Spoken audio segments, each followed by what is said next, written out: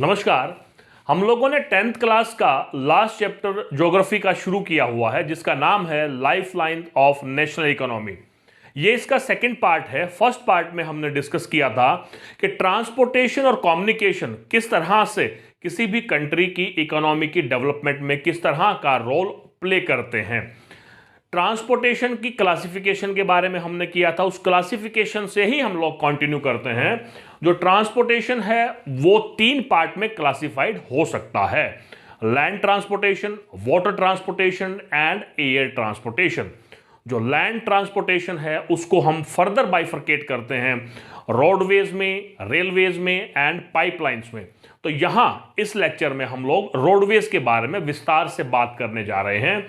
आपको जानकर के आश्चर्य होगा कि जो इंडिया का जो रोड नेटवर्क है वो वर्ल्ड के लार्जेस्ट नेटवर्क में से आता है। 2.5 मिलियन किलोमीटर का जो जाल बिछाया हुआ है रोडवेज का वो भारत का है। देखिए, एक क्वेश्चन बनता है यहां पर कि हम रोडवेज की क्या इंपॉर्टेंस मानते हैं, कि what is the importance of roadways. और दूसरा हम क्वेश्चन कह सकते हैं कि रोडवेज जो है किस तरह से रेलवे से ज्यादा बेटर है, या कंपैरेटिवली रेलवे से किस प्रकार से रोडवेज बेटर है, ये सवाल बनता है। देखिए, पहला है इसकी जो कंस्ट्रक्शन की जो कॉस्ट है वो लो है किसके कंपैरिजन में, रेलवे के कंपैरिजन में। तो हमारा पहला पॉइंट बनेगा the construction cost of roadways is less in comparison to the railways. Same way construction cost low है, मेंटेनेंस की कॉस्ट भी लो है। इस तरह से रेलवे के ऊपर ये रोडवेज एज लेता है।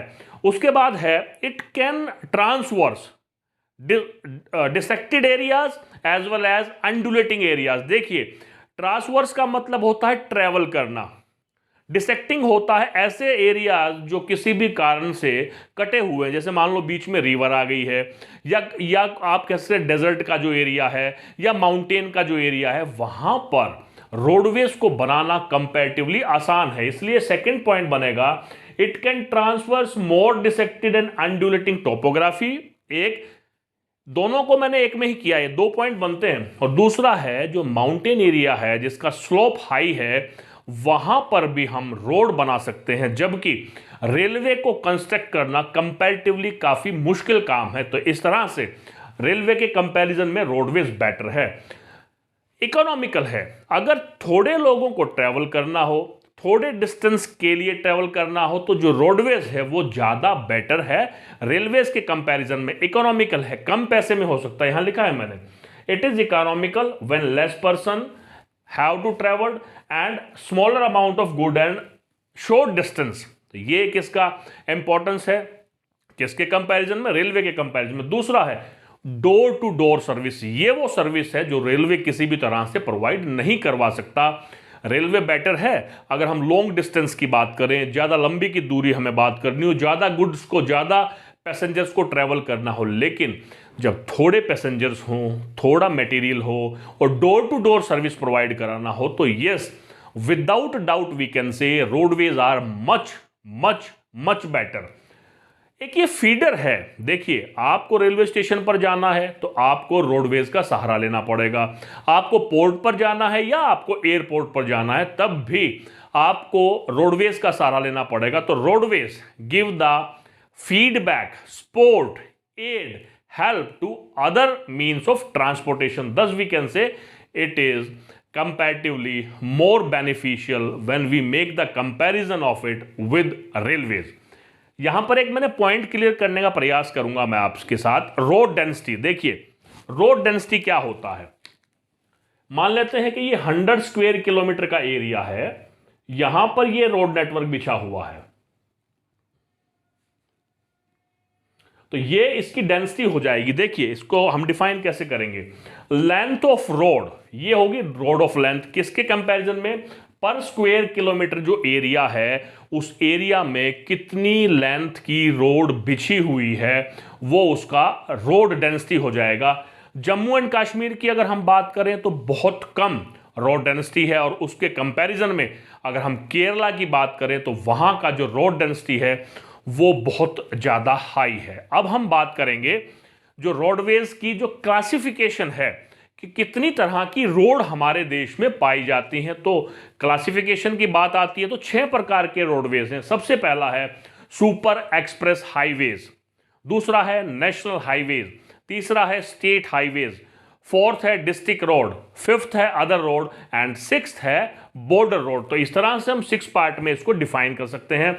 इन्हीं के बारे में हम आगे डिस्कशन करेंगे। तो पहला है सुपर एक्सप्रेस हाईवेज। देखिए फर्स्ट पार्ट सुपर हाईवेज, यहां पर मैंने 3 मैप बनाए हैं, आप समझने का प्रयास करें। पहला है गोल्डन क्वाड्रिलेटरल। इसका नाम क्वाड्रिलेटरल क्यों है? क्योंकि ये क्वाड्रिलेटरल की शेप में है। ये 4 मेट्रोपॉलिटन सिटी महानगरों को आपस में जोड़ता है। देखिए 4 कौन से हैं? दिल्ली, कोलकाता, चेन्नई और ये महाराष्ट्र यानी मुंबई। ये 4 जो मेट्रोपॉलिटन सिटी है इनको जोड़ता है 6 लेन का, ये कहलाता है गोल्डन क्वाड्रिलेटरल। तो पहला जो सुपर एक्सप्रेस हाईवे है वो है गोल्डन क्वाड्रिलेटरल। दूसरा है नॉर्थ से लेकर के साउथ तक का, नॉर्थ में जम्मू एंड कश्मीर और साउथ में कन्याकुमारी। तो ये जो है इसको हम नॉर्थ साउथ कॉरिडोर कहते हैं, सुपर हाईवे है।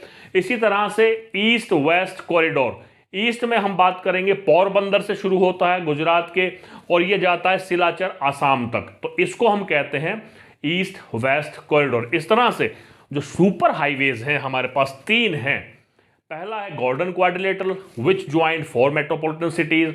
सेकंड है north south corridor which join the northern part and the southern part, Jammu Kashmir and Kanyakumari. Same way Gujarat to Assam east west corridor. इन 6 प्रकार के जो हाईवेज या जो ये रोड हैं इसमें हमें करना क्या है? सिर्फ एक तो ये किन किन सिटीज को जोड़ते हैं, किन किन पार्ट को जोड़ते हैं और इनकी मेंटेनेंस और कंस्ट्रक्शन कौन करता है। तो पहला जो सुपर हाईवे है उसकी जो मेंटेनेंस और कंस्ट्रक्शन है वो NHAI के द्वारा होती है, national highway authority of India. Okay, second, ये जो सेकंड पार्ट है नेशनल हाईवे, इसके बारे में हम विस्तार से बात करेंगे। देखिए हमें ये जो 6 पार्ट हैं इसके बारे में 1 बाय 1 डिस्कस करेंगे और जो मेन 2 बात है वो डिस्कस करेंगे।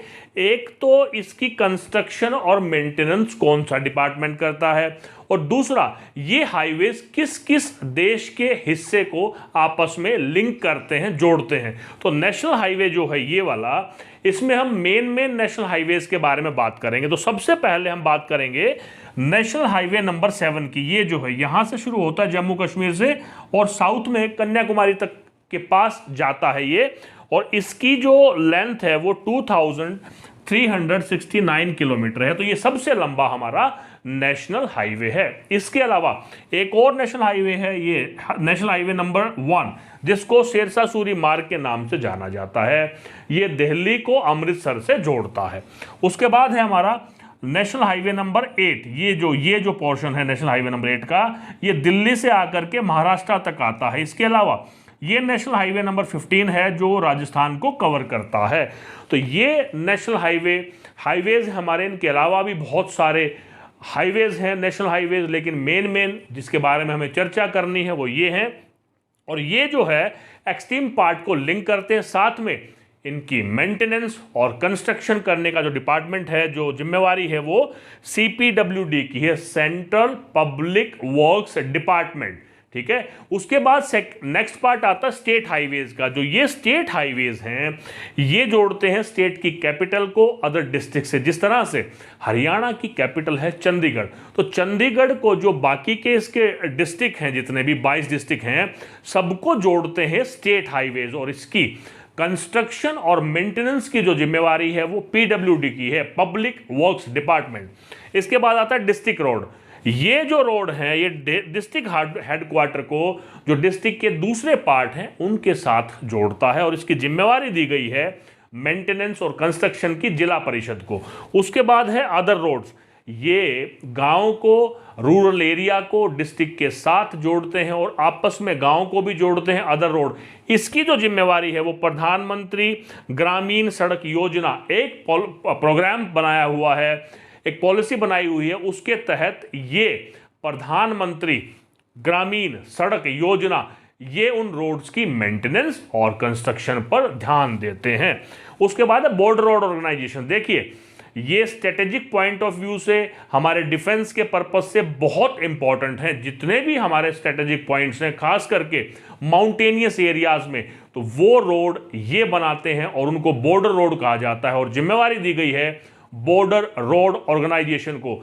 आपको जानकर के ताज्जुब होगा कि वर्ल्ड में सबसे ऊंची सड़क बनाने का, सी लेवल से सबसे ऊंचा सड़क बनाने का जो क्रेडिट है वो भी हमारे बॉर्डर रोड ऑर्गेनाइजेशन को है।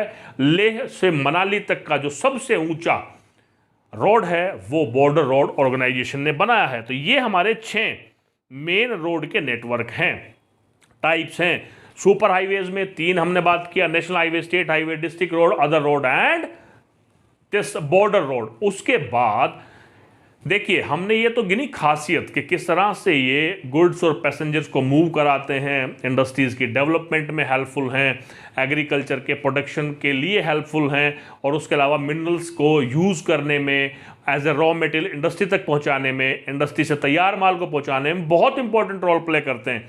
लेकिन बहुत सारी प्रॉब्लम, बहुत सारी समस्याएं, बहुत सारे चैलेंजेस इनको फेस कर रहे हैं। जैसे एक ये है, हमारे देश की जो वास्टनेस है उसको देखते हुए, पॉपुलेशन को देखते हुए, हमारा जो नेशनल हाईवे का जो रोडवे है, रोडवेज का जो नेटवर्क है वो इनएडिक्वेट है और ज़्यादा बनना चाहिए। इसके अलावा सिटीज़ जो हैं, बड़ी बड़ी सिटीज़ जो हैं, वहाँ पर जो रोड नेटवर्क बिछाया हुआ है वो कंजस्टेड है, ट्रैफिक की प्रॉब्लम वहाँ बहुत ज़्यादा होती है। एक यहाँ पर और बाइफर्केशन है, metalled road, unmetalled road. Metal road होता है जो कंक्रीट से, चारकोल से पक्का बनाया जाता है, सीमेंट से, और एक होता है अनमेटल्ड रोड जो मिट्टी का बना होता है। और जो अनमेटल्ड रोड है ये भी ट्रांसपोर्टेशन में बहुत इंपॉर्टेंट रोल प्ले करता है। लेकिन इसका एक नेगेटिव एस्पेक्ट है कि रेनी सीजन में ये वर्केबल नहीं रहता, कीचड़ हो जाता है और उसकी वजह से यहाँ से जो मूवमेंट है ट्रैफिक की वो थोड़ा कॉम्प्लिकेटेड हो जाती है। इसकी तरफ भी ध्यान देना पड़ेगा क्योंकि हमारे देश का एक बहुत बड़ा हिस्सा अनमेटलिक जो रोड हैं उनका इस्तेमाल करता है। जो ब्रिजेस हैं और जो ये है कलवर्ट्स हैं, ये बहुत पुराने हो चुके हैं, ओल्ड हैं, नैरो हैं, हमें और ज़्यादा बिल्ड करने पड़ेंगे जिसकी वजह से जो ट्रैफिक का मूवमेंट है वो आसान हो जाए। हमें ज़्यादा से ज़्यादा चौड़े चौड़े ब्रिज करने पड़ेंगे क्योंकि इंडिया जो है कंट्री ऑफ रिवर्स, तो हमें रिवर्स को ध्यान में रखते हुए बड़े ब्रिज बनाने पड़ेंगे। More roadways network with improved quality is the pre-requirement of the development of a national economy।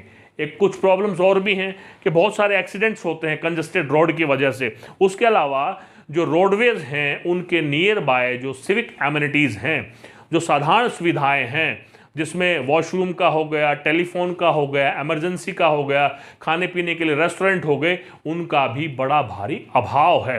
ये कुछ चैलेंजेस हैं जो रोडवेज फेस कर रहा है। तो देखिए यहाँ पर क्या क्या सवाल बनते हैं। लैंड रोडवेज कितनी तरह का होता है, इंपॉर्टेंस ऑफ रोडवेज क्या है, रेलवे से ज़्यादा इंपॉर्टेंट रोडवेज क्यों है, रोड डेंसिटी क्या होता है, हाईएस्ट रोड डेंसिटी कहाँ है, लोवेस्ट रोड डेंसिटी कहाँ है। उसके अलावा जो 6 टाइप्स हैं, इन प्रत्येक टाइप का कंस्ट्रक्शन और मेंटेनेंस किसके द्वारा किया जाता है, मेजर नेशनल हाईवेज कौन से हैं, सुपर एक्सप्रेस हाईवे कौन से हैं। उसके अलावा जो प्रॉब्लम फेस की जा रही है रोडवेज नेटवर्क, ये एक सवाल बनता है। तो ये कुछ सवाल हैं जो रोडवेज से बनते हैं। उम्मीद है आप लोगों को सारी चीज़ें समझ में आ गई होंगी। इसके बाद अगले लेक्चर में हम रेलवे के बारे में डिटेल से बात करेंगे। तब तक के लिए नमस्कार, जय हिंद, जय भारत।